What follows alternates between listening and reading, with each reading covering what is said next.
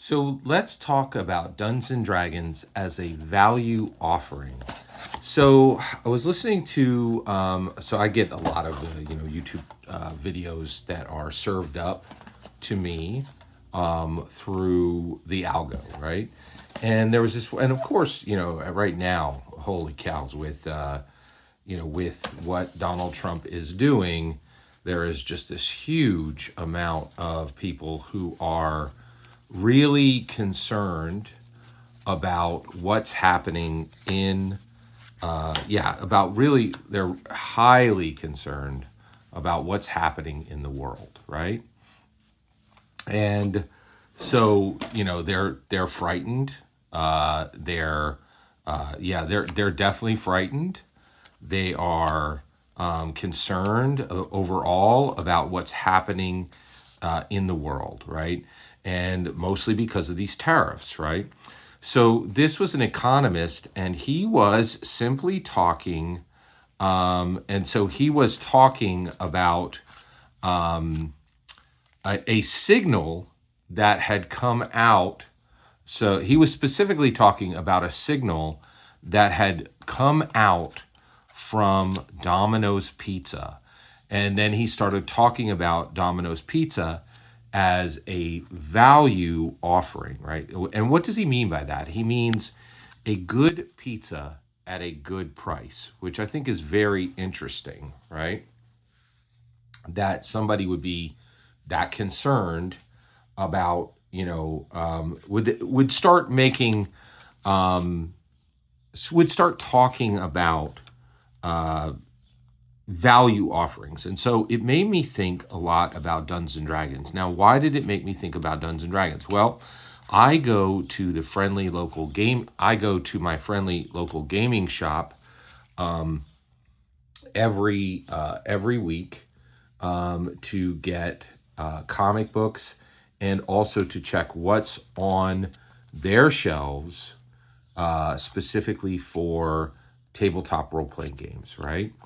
And and then I have this opportunity where I'm able to get the freshest comic books. I'm always getting first prints. I never have to worry about getting stuck with a second print, right?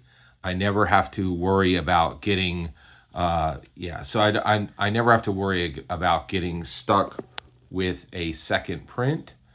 I'm always getting a first print, and it's a good experience, right? I really enjoy it, right? And but what was very interesting is one week I came in and I found on the shelf Mothership. So Mothership is a fantastic indie tabletop role playing game, and they had, I don't think it was really a starter box. It was simply their game in a box, right? And that was very interesting as far as getting their game in a box, right? But that box was very tiny. I love that. I absolutely love the idea that their box could be that they were offering their box in a tiny little space, right? That's exciting, right? And so the box was like I would say like 6 inches high by about 4.5 inches thick. And so you were just getting pamphlets and you were getting like cards. Is very unique, right? And then what was interesting from there is you had that. So basically, but this tiny little box was $60. $60. Could you imagine? Getting just one box for $60. That's extremely expensive, right? And almost alarmingly expensive. Yeah, and so I think that was kind of alarmingly expensive, right? And what I think is interesting is that the reason that is happening is because it's an OSR game. So basically, you are dealing with an OSR game, and that's all they can do. It was $60 for this super tiny box, and that's all they could manage. And the reason why they had to do it that way was specifically because because they're so tiny and they don't have the ability to really put out a strong they don't have the option to put out a value offering the way Dungeons and Dragons has the ability to put out they can't put out a value offering the way Dungeons and Dragons has a value offering. And that's fascinating. The fact that Dungeons and Dragons, after all these years, really can do value offerings. Now, what do we mean by a value offering?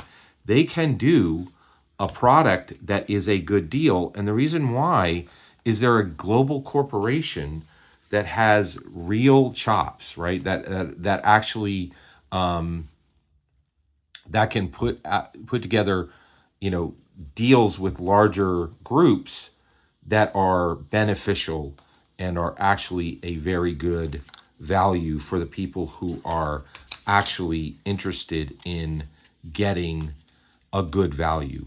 Whereas I think I think the reason why you can't get that with some of these other games is they just don't have the pull.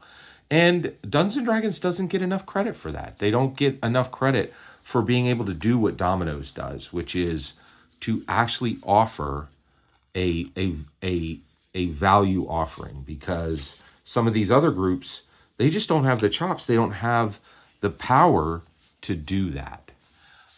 So I think, so the point of this video is that Dungeons and Dragons has reached a point, because it's protected by a global company with multiple streams of revenue. They actually have reached a point where they can do actual value offerings where OSR and indies can never do value offerings. And so their stuff is extremely expensive and highly inaccessible in many ways, in my humble opinion. Every single word you just heard in this video is my humble opinion. The important part is when I get to hear your humble opinion, when you get in the comments and send your traffic. Please consider subscribing, and have a fetch millennium.